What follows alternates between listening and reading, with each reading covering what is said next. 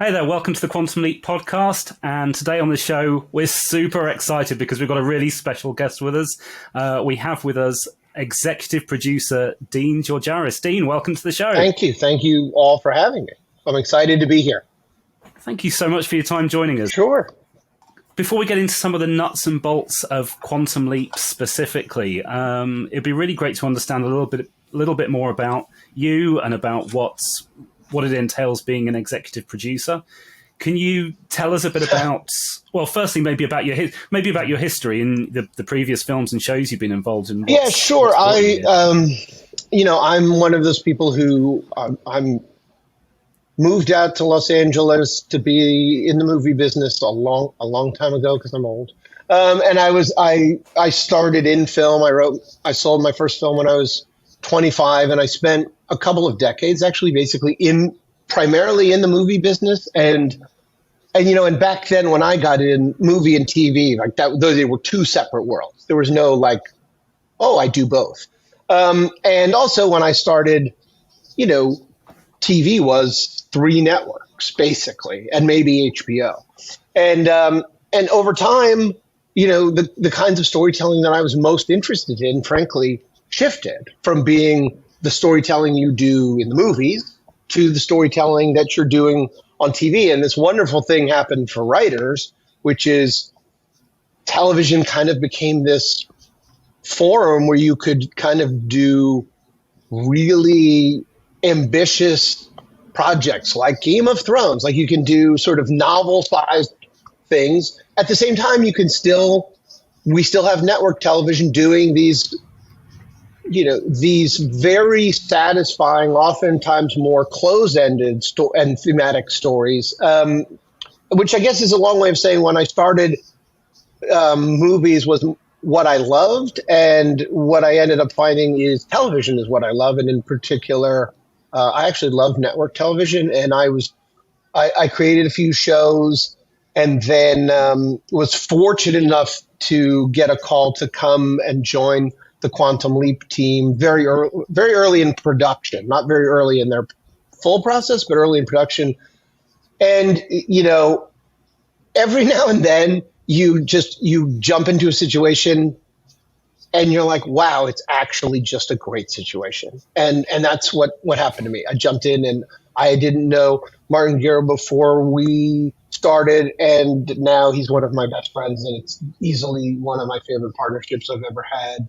I didn't know the cast, and not only are they super talented, but they're lovely. It's been a stressful situation at times because running a network show is stressful. But, if you made a list of like kind of a dream scenario in terms of, boy, it would be great if the department heads were nice and talented, and if the network was supportive, and if that's what Quantum Leap has going for it. Whether we can then succeed is, we certainly we have the resources to succeed, and hopefully we will and will continue to. So when people hear that you're the executive producer, they say, oh, that sounds like some head muckety-muck suit. But right. Can you actually, just for the sake of the viewers and for my sake, honestly, just tell everybody what exactly an executive producer is responsible for, both, in, I guess, the creatively and nuts and bolts wise? Sure. And I'm going to make a distinction, because there are executive producers whose connection to the show may be like, say, they created it, like Don and Deborah. And by the way, Deborah's on the show on set every day, and it's one of the most remarkable women you'll ever meet, or people you'll ever meet. But I am what's basically known as a showrunner. Martin and I are the showrunners, and so I think what you're really asking is what's a showrunner do?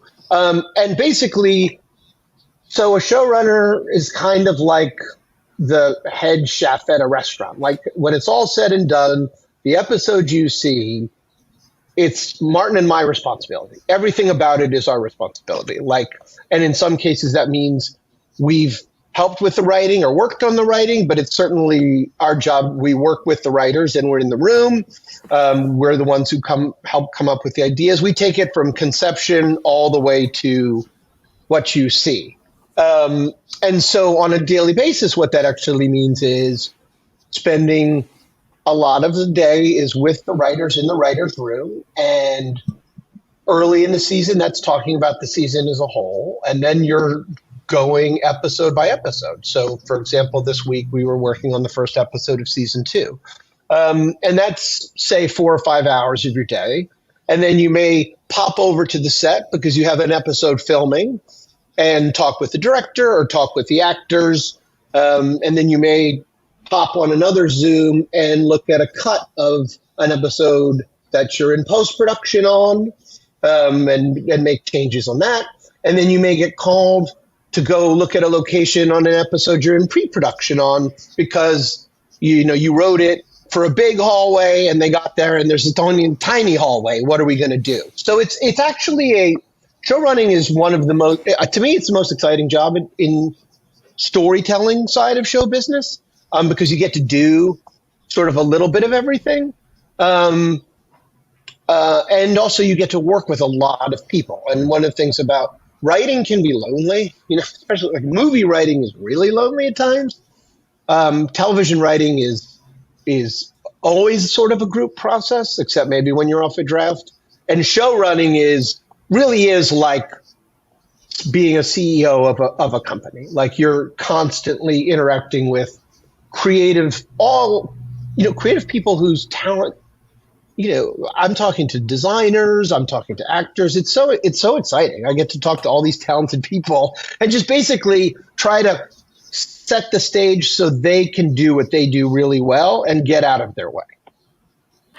How much freedom do you have as a showrunner? Were there things that you were asked specifically to incorporate, or are there things that maybe were left over from when the show was conceived? Were there any sort of things that you needed to put into it? So, the process of being a showrunner, frankly, whether you are the person who's on from day one or you ever have to step in, it's always a collaboration certainly with your network partners and your studio partners in terms of here's where you want to go with the story, and then they have their wants and needs too. And sometimes those conflict, but not often. And so frankly, the honest answer to your question is we have a ton of freedom, but at the same time, there are a lot of natural boundaries to what we can do. Like, things like how much money we have to spend and how much time we have to shoot it and where to shoot it. And, there are it's such in a way that one of the most exciting parts of the job is this kind of nuts and bolts of, okay, in a perfect world, I'd love to write an episode about this. And it's like, okay, well, you would need 14 days to film that and you have 8. And you would need $7 million to film that and you have 3. And so it's sort of figuring how to do the best version of what you want, but with the resources you have. And to be clear that it's not like those resources are particularly limiting. It's just they are, those are your boundaries. And I find it really exciting to see how creative we can be within the boundaries. But in terms of actual creative freedom, we're given a lot of creative freedom. I think in season 1 of Quantum Leap, when Martin had been on sort of as an overseeing executive producer from conception, but he wasn't really involved in the day-to-day mapping of things. And then he and I sort of came in to do that right around when the first episode was, it was before the first episode aired, but we were early in production. And so the only thing we didn't have the freedom to do was to sort of depart from the basic scenario of season 1, which was Ben Song has leapt. Why has he leapt? We're going to tell stories with the modern team and the leap, which is obviously a departure from the original. Like that, the structure was set up. So we were a little limited that way. It wasn't like, okay, well, let's just solve that in episode 4 and then completely reinvent things, because that felt disingenuous. Sure. But, what we were going to do with that journey, we've had, a lot of really, the network is incredibly supportive of the show, and they have been with things like the early renewal. They've been great partners on this. Have you had to find, because I mean, obviously the season was mapped out, but presumably with multiple outs based on whether there was a short run, a mid-length run, a full season run, whether or not there was a renewal. Right. So there was already, I guess, that flexibility from the start. Did you inject any additional creativity in there? I mean, look, the truth is we were in early enough that it actually wasn't all mapped out from the start. Like, what was mapped out was the start. Right. The start was mapped out. Yeah. But what the solution to the mystery was going to be, when we were going to find out the pieces, what we were going to do with all the players, that actually hadn't been mapped out yet. And so I think that's actually, Allison, to sort of circle back to what you said, that's why we had as much creative freedom as we did, is we sort of had the starting line, but we could go almost anywhere we wanted to with it. Martin and I always talked about, essentially, Martin had this thing where he said, if we don't get a back order, like in the long run, it's not like no one's going to care about the show, but he was always thinking positively in terms of, we are going to get 18 episodes to tell this story. We are going to tell a complete story in season 1, at least. If we've proposed a mystery to the audience, we're going to solve the mystery, and we're going to solve it in episode 18. And so if they had not given us a back order, I'm sure we would have done something to truncate it and give you some conclusion. But admittedly, it would have been a rushed conclusion because we were not telling the story at that pace. It's sort of, I think, by now we're on episode 10. You all probably have a pretty good feel for about the speed at which we're giving you an 18 episode sort of speed. So that would that was our out. And like, I know people have talked about early on when Ian says, I would say no less than 10, but probably closer to 20. And it's like, yes, we did do that as sort of it wasn't insurance. we weren't doing that so much to protect us as we were like, we knew that we're going to get somewhere between 10 and 20 episodes. So sort of like, I want to say it was an inside joke, but it was like, hey, like, let's just say the truth. Like, So you discussed having come in early enough where you could map out the full creative vision for the season, no matter how long it was. But I mean, the fact of the matter is that the original pilot script as presented had Sam Beckett as a character. And had Scott become involved, at this point we know he hasn't, and he's probably not going to, but had he become involved, would the show be in many ways very different? Did you have to like pivot whether or not Scott was going to say yes or no? No, I mean, by the time I think, Scott, and he did that lovely thing that he released that lovely statement, I think, right as the pilot was about to air, sort of like why he wasn't involved, but anyway, it was very classy. But so I think my first day working on the show was around July 22nd. And there was no possibility in our minds that Scott was going to be involved in the breaking of our season at that point. Like, Martin has a brilliant storyline, in my opinion, for a Sam story, if and when we get to tell it. And I think that's great to have because, we're in a unique position. We're not a reboot. We're not a direct sequel, right? We're not, so we need to be prepared to tell a story that we think will satisfy audiences and satisfy, frankly, Scott, because I think in a way he's the guardian of that character, in a way that Deborah's the guardian of both shows. Scott's the guardian of his character, and especially with Dean Stockwell having passed, like, I think he's very much the guardian of the first show now. And so, but no, this show has been designed to be a show where hopefully one day we will be able to bring the two shows together. But of course we need to live independently, not just because, frankly, of whether Scott's interested, but because there'll be a large portion of our audience that isn't familiar with the original, and sort of any kind of good storytelling demands that your story stand on its own. You know what I mean? Like the Star Trek universe is the best example of that. Like Deep Space Nine and Next Generation. It's like you could have never watched Next Generation and Deep Space Nine makes sense. So we need to write it as if you've never seen, blasphemy to this group, but the show needs to be a show that works if you didn't know there was an original. Sure. But listen, nothing would make us happier than to earn the opportunity to find and connect with the Sam character, at least as we see it.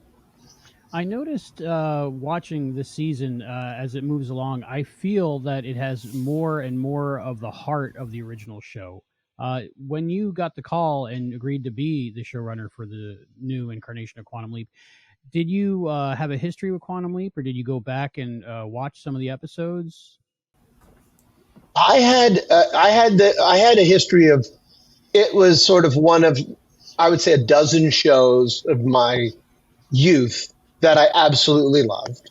I had seen every episode, but I was not like I'm not. You know more about the original show than I do. Like I feel very comfortable saying that. Like, and I made a conscious decision not to, because I was really worried about being too influenced by what they did for a whole host of reasons, right? We have a different audience. We have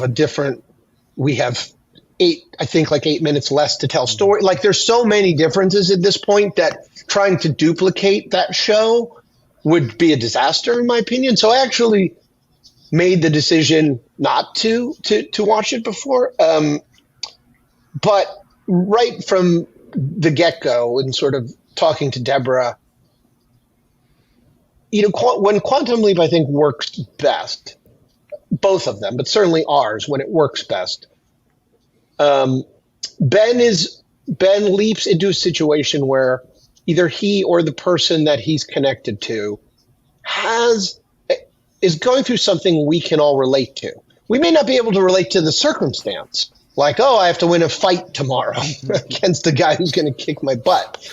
But we can relate to what it feels like when you have a sibling in trouble and you feel like, I don't know how to help them. Or you know what I mean? So I think the notion of the show having heart has always been, we've always known it as a room. And I think, look, one of the challenges of a complex mythology in a science fiction show on network TV is you've got a checklist of things you have to establish. And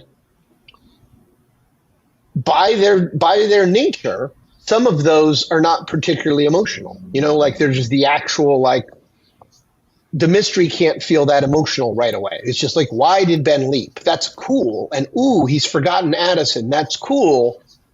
But your heart's not breaking for Addison too much in episode 1, no matter how wonderful Caitlin acts it, because these people are all brand new to you. And so I think what was satisfying was, I think when I heard Allison say after the 3rd episode, this is the first one that started to feel like the original to her, and to all of you, that felt like right on time to me. Like I don't think we could have gotten there much faster. And also, shows really do take time to find their legs. I mean, I especially when you don't get to write the whole season and film the whole season before you present it, right? Like there are streaming shows where they've filmed the whole thing, and then we do learn the show as you see it. It makes it a little bit, I think, in some ways more exciting for an audience because, like, it hasn't been completely worked over and there's no malleability. We've definitely responded not just really to the audience, but what we as storytellers have seen as we've gone on. We're like, okay, that worked better than we thought. Oh, darn, that didn't work as well as we thought. So it's what doesn't change is, look, I think we all want to believe that somehow the universe will send us some version of a Sam when we need it. And you know what I mean? And that version might be a phone call from a friend on a dark day. Like, I believe the universe does work that way. I do believe, when in our times of need, there are answers and there is help. And I think what makes the original show so special, and what I think we're trying to stay true to, is that part of it. That every week people walk away and say, yeah, like I want to live in that world. I want to live in a world where maybe maybe Raymond Lee will jump into someone in my life and give me an assist, because we all need assists. It's funny, like there was so many shows and movies about superheroes. This is a show about how important ordinary people can be to one another. You know what I mean? Like, ultimately, one of the things I like is, Ben doesn't ever do anything where people are like, oh my God, he lifted a car. Oh my God, he doesn't have any superpower. He's a human being. And yet look at what he's able to do, like change life after life every week. And that's the heart of the show. And I hope that, we're adhering to that, if nothing else. As you guys came in, we're talking about the heart of the show and trying to capture that legacy, maintaining that legacy, which I know you guys are working hard towards. And, having Ray and Caitlin as your central force to do that is a real get, because they're amazing on screen together. And just the empathy that Raymond can portray is incredible. But you also had a whole different side, a whole new universe to play with, because you got to go back to the project every week as well. So, I mean, when you were developing that side of it, which was basically largely undeveloped from the original series, we did see it maybe 2 or 3 times tops. What was your mandate there? And how did you sort of make the creative decisions that you did for that? Well, I think it's one of the things that's sort of most exciting about the show is that it's not just a Leap-centric show. As storytellers, it's certainly one of the most challenging, because in a way you're asking the audience to split their attention. And even if and in most successful episodes, it does feel like a whole, but the reality is we are saying to you, I know, okay, we're going to cut away from Ray and Caitlin now, and we're going to cut to this other story. What I really liked about it, besides the fact that Ernie Mason and Nanrissa are incredible, is I think this season I like the element of, okay, they're going to help work on leaps, but they're going to also start to solve a mystery, and then the mystery is going to start to reflect back on themselves. And is there a traitor amidst? Is there, what?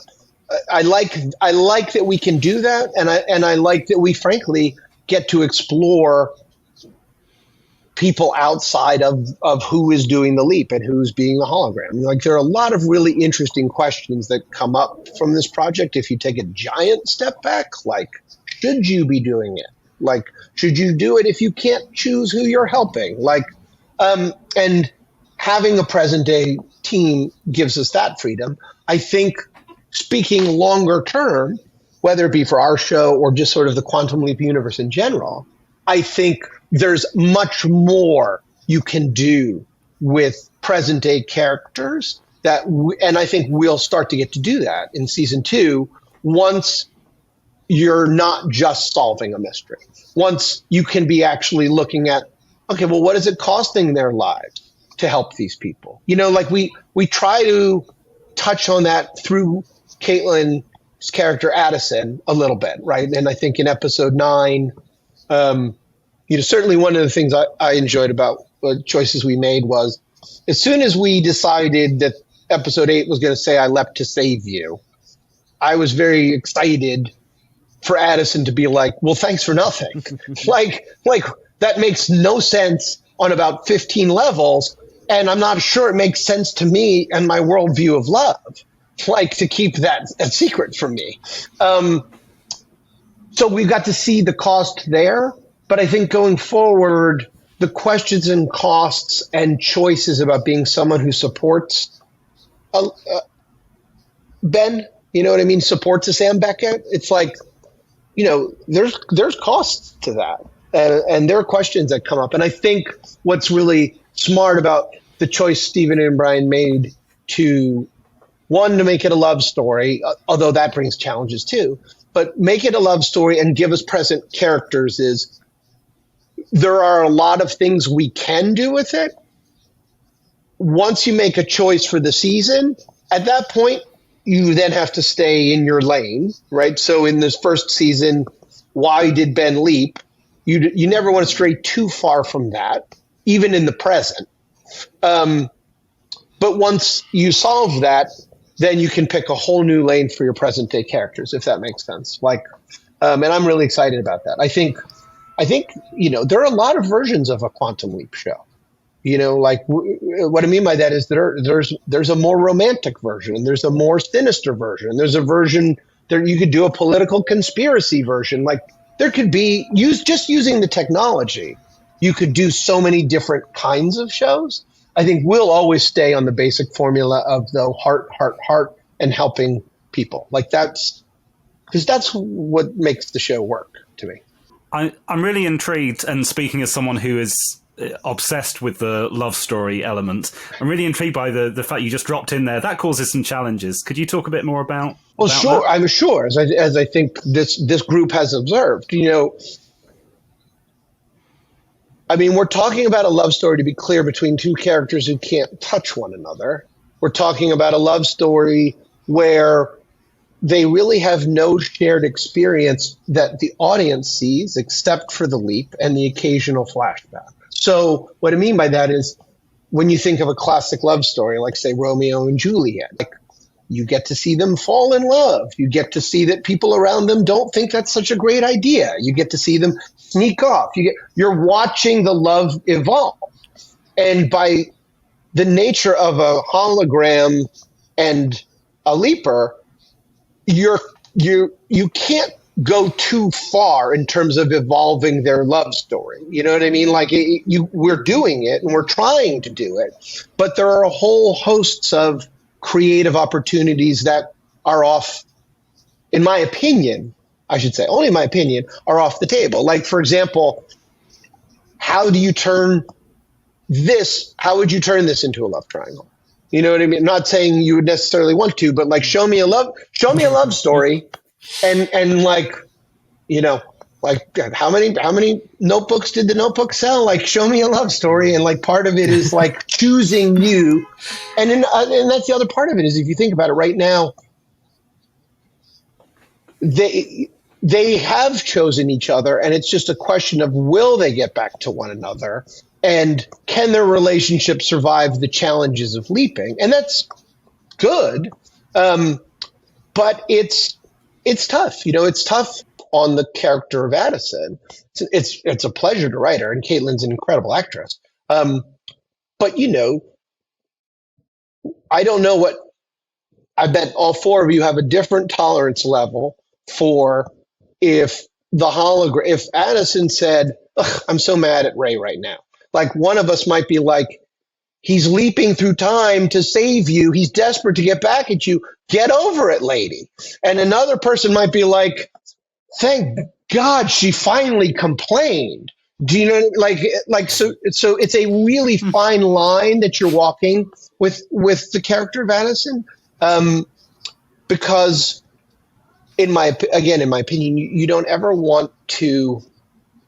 You just can't do the thing like, oh, they're so mad at each other. I mean, you can do it, but then you have to patch it up in the context of a leap. You have to do things that I think would feel forced, and so you're staying in a fairly confined lane. And also, P.S. like you're asking your lead actress to not only not touch him, but we'll do the like she can sit in a chair kind of thing like that. But she can't interact with anything or anybody for most of the episode. Asking an actor to stand on stage, do a monologue, and not be allowed to move, interact with any props is a scary exercise for any actor. We basically ask it of Caitlin every week. And P.S., while you're doing it, give us exposition and then make us care about you. And I honestly think she does a wonderful job of it. I'm really proud of the job that the writer's room has done. I think we've done a good job of portraying their relationship without it becoming one-dimensional. I hope. I think, but it's, it's a long way from Dean Stockwell and Scott Bakula in terms of, they just got to sort of, they could zing each other. They could be this, they could be that. Like, it's very different when it's fiancés. Well, you had mentioned that it can be somewhat difficult and even forced to you as a writer to have solutions woven into the storyline, and you have to put it within the context of the leap. And I think you guys actually got that down particularly well in Fellow Travelers, because there was a lot of the same emotional dynamics going on between Carly, I think was the name of the character there, and yeah, and I think you guys, with that mandate, you guys did a very good job in that episode of serving all of those masters. But a few times you've talked about, picking a course for the season and staying in your lane. And this season of Quantum Leap seems to be predicated on a mystery. Much like New Star Trek, it seems like Discovery especially, they use a central mystery as the overarching story for each season. And Quantum Leap being a show where every episode is different, and it can be anything it wants. I mean, you're talking about you knew you were going to wrap up sort of this mystery by the end of the season.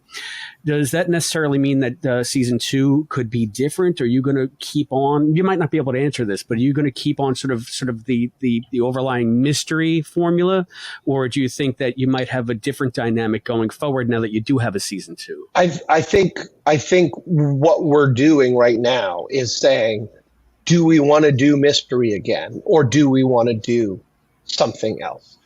Because actually, thank you for that question, because in a way it allows me to answer a little more of the former question, which is a mystery and a love story are two separate stories, right?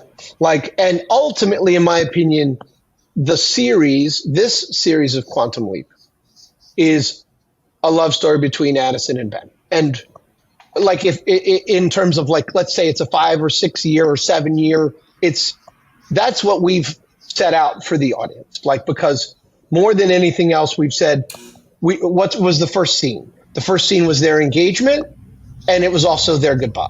So inherently, in my opinion, you're setting up a story where certainly until you conclude the love story, in my opinion, the love story is the sort of the thread that goes through everything. At the same time, we've promised a mystery.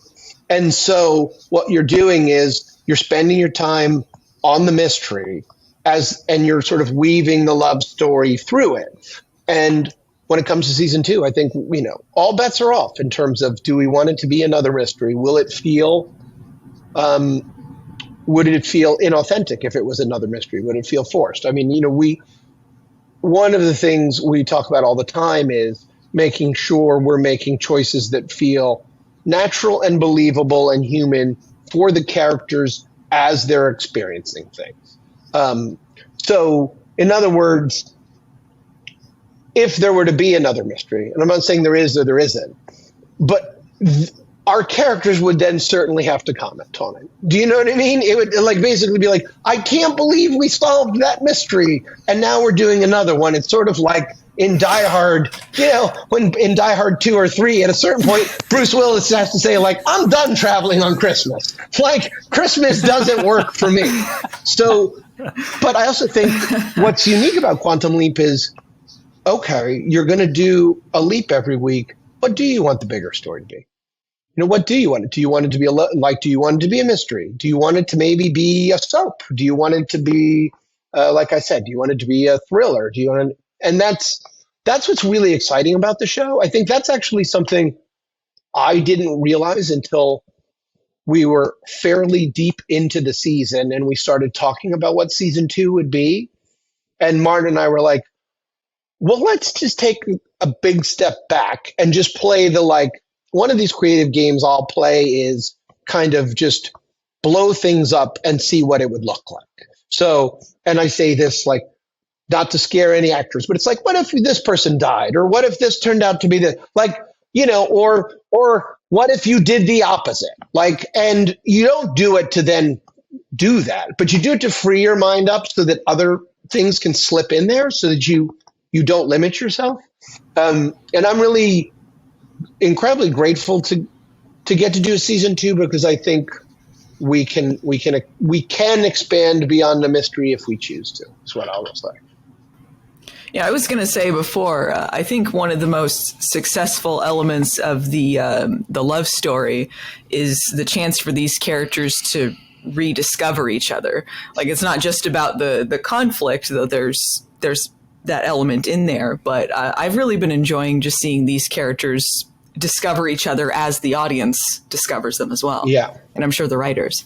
Yeah, it's and trying to find ways to make that organic and sort of feel right-sized. You know, like, because as much as it would be fun to stop a leap and have like a 20, you know, we actually, you know, sort of at one point we tried to conceive of an episode where you were going to tell what we were going to do was the day that they had to tell Magic they were in love, because, you know, this just in, 2 people working on a secret project falling in love. Like, no bueno.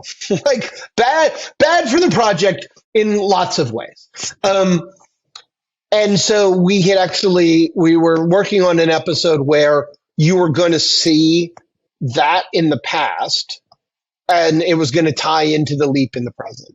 And just for various reasons, it didn't work out. You know, I mean, I think, you know, there's, you know, another job of showrunner is to sort of be really good at coming up with something you like and then being like, okay, for this reason, we don't get to do it next. Do you know what I mean? Like, there have been a few episode ideas that we've floated to the network, and the network's been like, no, for this reason. And I'll say, like, their reasons are always very understandable.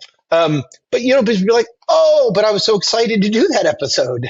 And they're like, well, you can't. And you're like, okay, next. You know what I mean? Like, you just have to pivot right away. But yeah, I mean, listen, I've always thought what attracted me to the job, you know, because I had created a different show for NBC that I was preparing to turn into a series, and then NBC picked up Magnum PI from CBS, like, which makes total sense that they would. It's a Universal show, but when they picked that up, I was like, oh, that's kind of, you know, if a network schedule is, say, like a closet, you know what I mean? Like, and I was the little black dress. I was like, oh, they have a little black dress now. And so I was like, okay, well, we're not going to do this show now. I'm not sure what I'm going to do. And when they first said Quantum Leap, I was like, oh, grr, you've always loved Quantum Leap, NBC. I'm so jealous that you love it so much. No, I don't know. Just because that's what you do when you're a creative person who's just been rejected. Like, for a second, you're like, grr.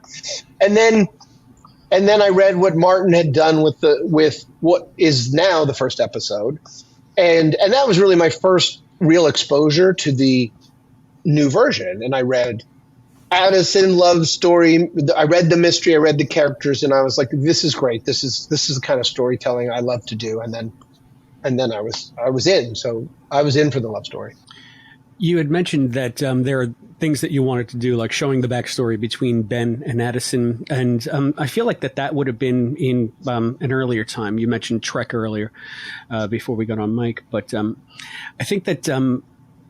You know, when you had shows that ran 24, 26 episodes a season, you had more time for that sort of filler, quote, filler stuff. Right. Do you think that modern TV, that's a casualty of just the pacing and the shorter episode orders, or is there ways to still work that in?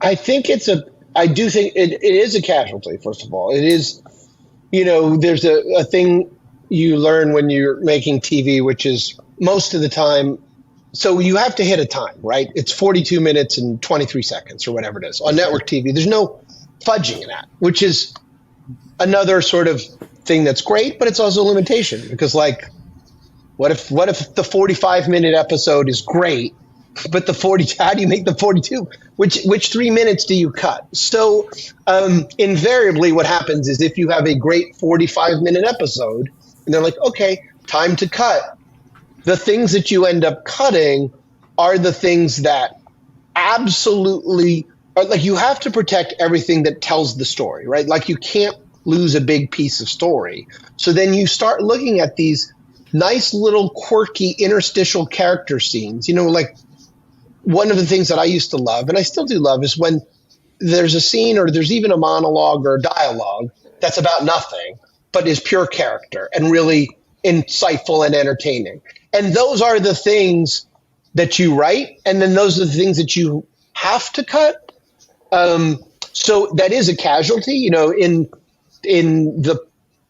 the pilot episode of this season, the Nan Riss's character had a hilarious monologue where she was essentially trying to give a pep talk. And it's a brilliant talk, but there's nothing pep about it. Like, it's just like, it's hilarious. I remember laughing out loud when I saw it in the 47-minute version. And in the 42-minute version, it had to go. What becomes fun is trying to figure out, okay, how do we put those things in the context of the 42-minute story? And also, audiences are very different. You know, like we are all a certain audience. This Zoom right here, Riverside right here, we're one demographic, and by also, we're a demographic where all four of you love the original Quantum Leap, right? So that's a certain pace of storytelling, a certain kind of storytelling. But there's a whole other audience out there that wants different kind of storytelling, different pace of storytelling, either gets bored quicker, and that's just a reality. So I think that's another thing you're always looking to do, is strike that balance between how do we give you character, because I can tell you the writer's room loves character. We love writing the characters. Like, it's, you know, I think if you asked every writer on our amazing writer's room, by the way, I mean, like, just really such a pleasure to work with them. But in each one of their episodes, if I was like, what were your 3 favorite scenes? They would be either fights or banter or heartbreaking moment or confession. So we love doing it. It's just, the challenge, and what we're trying to do, and I think succeeding, is to put it in there, in the context, again, of a leap and of a mystery, a serialized mystery, I should say. So within that context and knowing all of those things that you're up against, of course, writing and art are always evolving. Are there things that have just evolved naturally within the storyline as it evolves in the writer's room that you didn't anticipate, that has surprised you? It's a good question, because in a way, like, one of the things about evolution is it's really only surprising when you look back on it, right? Because while it's happening, it's just, you're like, it feels really natural. I think what's one of the things that's exciting about a world where we see fan feedback, so we can listen to your podcast and we can read some tweets. And I think you don't want to read too many, because you can go down a rabbit hole of trying to please, which you don't necessarily want to do. At the same time, it is a unique thing to be able to see, is it landing the way you wanted it to land? Because sometimes things do land the way you want them to land, and sometimes it's like, oh, wow, that landed completely wrong. I would say the thing that has evolved the most for me is it's more like gradual understanding of what works in the world of the show Quantum Leap, what kinds of leaps work, and then what kinds of leaps either don't work or are much harder to do than you would think. Like, there are genres that are harder to do than you might think. There are, I would say, there are. So, for example, we have a few leaps where the people that he's helping are a group, right? In 108, it's a group of teens. In 105, it's a town. And I think that like figuring out how to make those episodes land and resonate emotionally is a process, because they're different than if it's just one person, right? Like when the amazing Deborah Ann Woll, like playing Carly in Fellow Travelers, and when she realizes that like her sister has been kept from her, basically, like she's been told lies about her sister. And I think what was really appealing to me about that is there's always a sense of guilt that you believed the lie, right? Like no matter how much Carly's been misled, you have allowed yourself to be misled. You know what I mean? And again, we all relate to that. And you see it in Deborah Ann Woll, and you get a scene where she expresses that. In a group leap, that's a little tricky. How do you find those cathartic moments for the group? And so I think that's evolved. But what the most exciting thing that's evolved for me is realizing how many places we can take the show. Like it's strangely, if first blush, if you said, okay, they're going to bring Quantum Leap back, I would, it feels like, oh, okay, well, given that you're going to have a leaper and some kind of hologram, there's only so much you can do. Now you can do infinite number of leaps, and that right there is amazing, like, and exciting as a writer, because you like writing mystery, write a mystery episode. You want to write a thriller, Die Hard episode. We've got a Goonies episode, we've got a Western, we've got an 80s sort of like on the run bounty hunter. But what I don't know that any of us realized is, like I said, what you can do with this group of characters, what larger stories you can do. Like what does it mean to be the leaper? Like at a certain point, do you start to say, this is my life now? Maybe going home isn't something I should be focusing on. Like, what does that feel like to be like, how does Ben have a living experience as a time traveler? It's something we talk a lot about. It's something we're going to explore in season 2, because really right now, Ben himself, it's like he doesn't really have any friends. He doesn't get to go to the movies. You know what I mean? He doesn't get to kick back on a couch. Like, he's been robbed of so much. He really is. He says it in that monologue in 109, and we explore it throughout the rest of the season. He's really a man on either, you could think of it as a man on an island, a man in a prison cell, a man up in space all alone. He's having a very unique living experience. And I think in season 1, he's not really thinking about that, because he's thinking about getting home. Assuming that we don't just bring him home and end the series, the start of season 2, like how do you start to turn it into a show where Ben is evolving? How do you give the character of Ben questions that you're not expecting us to ask you as an audience? I think that's been the biggest surprise as the show's evolved, honestly, has been once we started thinking past the mystery, what you can do with it. And it gets really exciting. I'm excited to see that too. I want to see how this evolves. I want to see how it keeps growing. That makes all of us. I mean, you'll definitely see some of it. We know there's a season 2. So here's what I will promise you. We will make brave and bold choices. That's what I'll say. As a writer's room, and the network has agreed that, like, let's take big swings and hope people love them. Because I think in its own way, the original Quantum Leap took a lot of big swings. It did it within the formula, but in terms of the issues it took on, it was, and of course it was a different era, but it was a show that took a bunch of risks within its sandbox. And I think, Martin and I feel like in a way that's the way both to keep an audience excited and to do justice to the original creation is, to boldly go. I know that's another show, but, so. Does that include the musical episode? Let's hope. In Fellow Travelers, we had wanted to do and this is a funny little, I'll tell you two anecdotes about how the sausage is made, because I think like it's always, I always, at least as a showrunner, and I'm going to be clear, co-showrunner, because Martin is the heart and soul. But I like how the sausage is made, and I like sharing how the sausage is made. Like, so in Fellow Traveler, this just in, Raymond Lee is like a super talented guy in real life.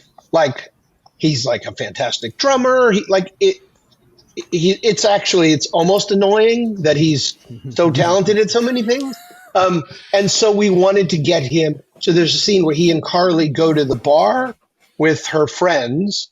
And that was originally, we were going to try to have her be like, here, like, you want to be like me? Like, basically goad him onto stage. And then he was going to sing a song that would relate to him and Addison too, right? Like, and lo and behold, we just didn't have enough time, and we just didn't have enough money. Like, we just actually weren't able to do that.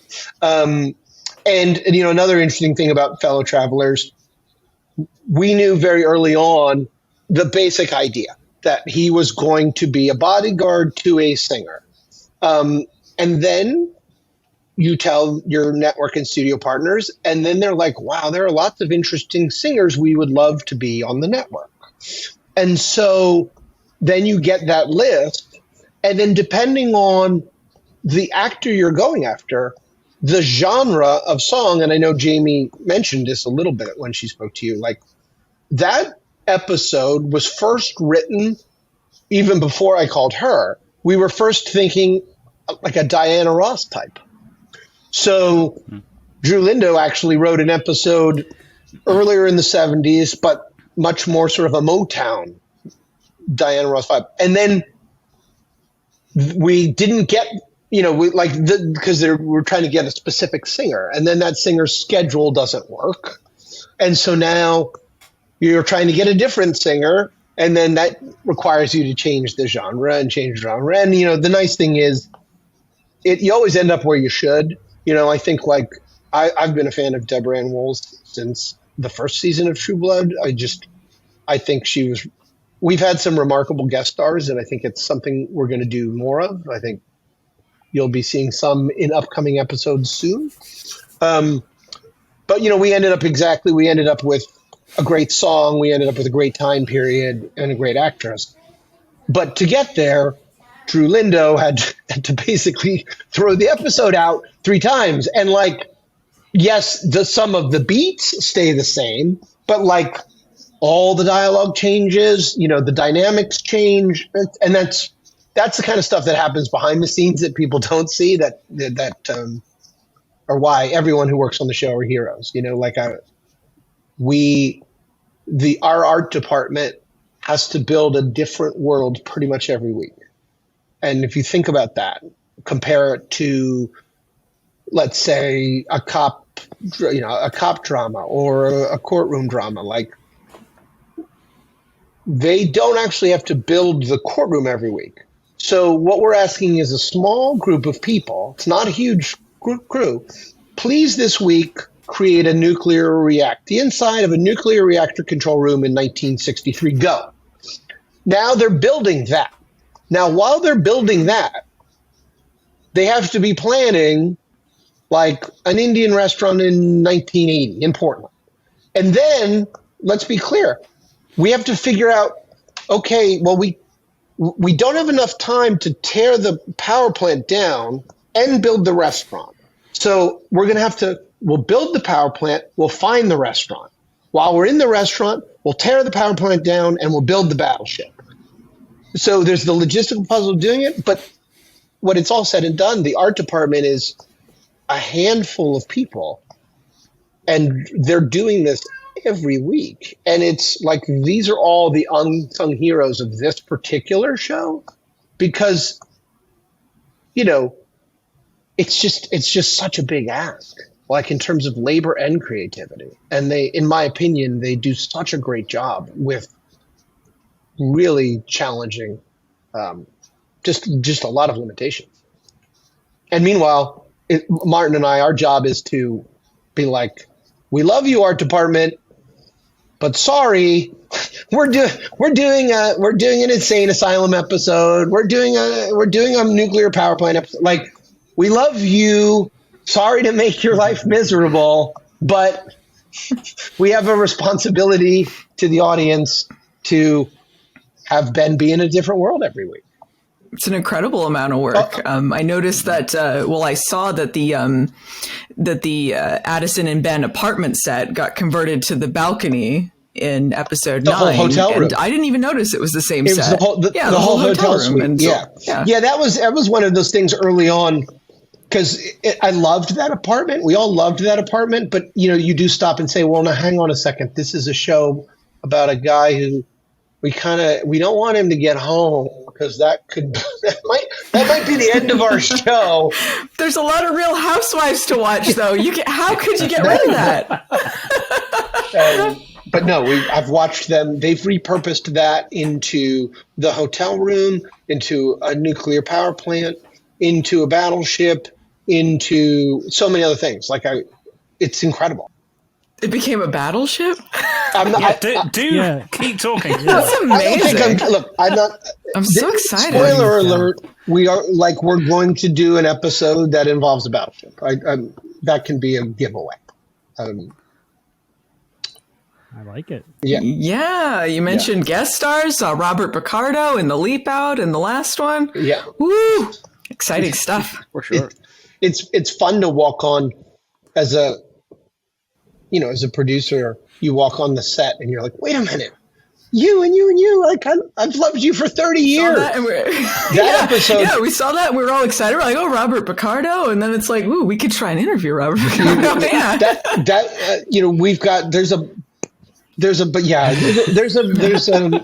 We've been fortunate with guest cast, and we were fortunate that Justin Hartley and his wife, Sophia Pernas, came on early. Because I think Hollywood's a business, this just in, and, actors, representatives want to protect them. And, if you say, I'm going to guest star in a network TV show, for a lot of people say, yay, but there are always the agent who's like, and so I think what's nice is we are a show that lends itself to having really interesting roles for guest stars. It's not just say 5 lines and walk away.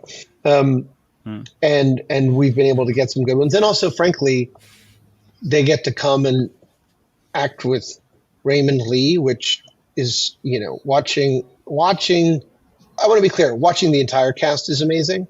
But because we asked the most of Raymond in the role of Ben, we ask a lot of Caitlin too, but we ask in terms of Raymond, this week be a 1981 bounty hunter woman who's just turned out her fiance. We ask so much of him, and watching him pull it off every week is really fun.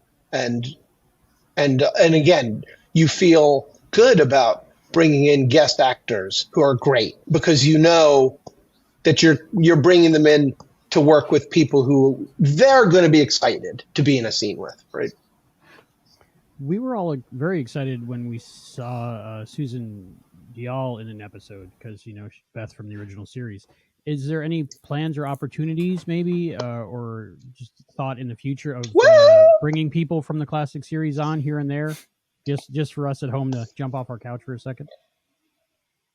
I mean, listen, there's certainly possibilities to do it. I think what's worked about Beth and Janice, in my opinion, is that they've been each have been organic to the present, to the story we're telling, right? We're not going to Beth for no reason. We're going to Beth. First, it's about Janice, but then it's also revealing that maybe she held Janice back, which tells you a little bit, or sabotage Janice, which helps inform, the Janice character. So I'll say this. I think we like some of these characters a lot. We like Beth, we like Janice, and we're really at the planning stage of season 2 right now. So we haven't done much planning, but I think I wouldn't be surprised to see other people show up.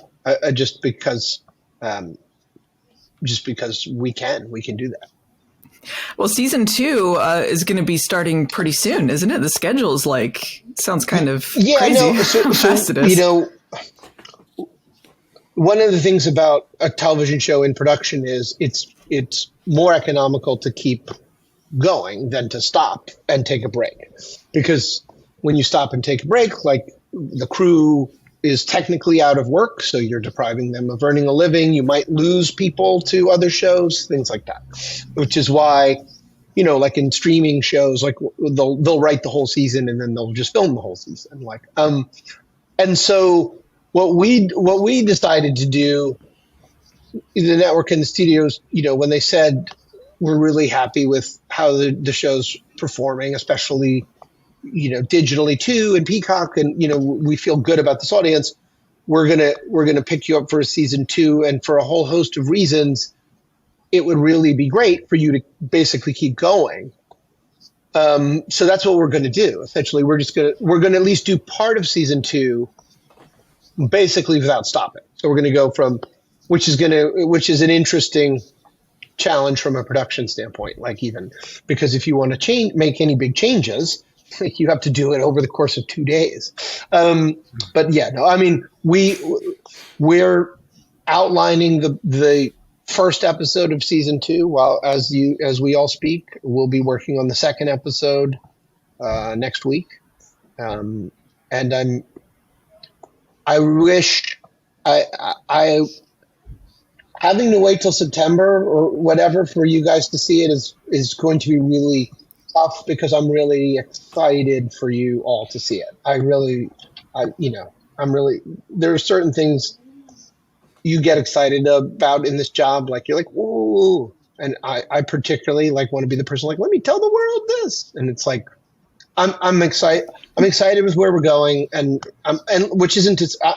really excited what we've done so far, to be honest with you. I love our show. And I hope it feels like it honors the original. And obviously every episode we get to be more independent of the original. We get to establish our own brand. And I know that's something that people have asked for and wanted to see. And I think that is the trajectory of the show. And so you'll just see more and more of it as we go, because you're just deeper into the story. You touched on a bit of an optimistic message there in terms of the early renewal and moving straight on. And that's something I really wanted to ask about, because those of us that have been fans for many years, we are used to Quantum Leap being the underdog. And in the early 90s, it was constantly under the threat of being cancelled. It was constantly being shifted around the time slots. When the new series got announced, there were fans out there everywhere saying this isn't going to last, it's going to get cancelled after a few episodes, and not because of lack of faith in the series, but just because of lack of faith in the Quantum Leap brand. Do you have anything to say to the fans that are maybe still waiting for the other shoe to drop?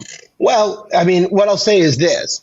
I don't blame anyone for being skeptical about how any show is going to do nowadays, because the truth is so many good ones get yanked after 10 episodes or 12 episodes. And having created a few shows that got yanked pretty quickly that I felt I'm very proud of. It happens to really, I like to think it happens to good shows. I don't like to think it happens to most shows.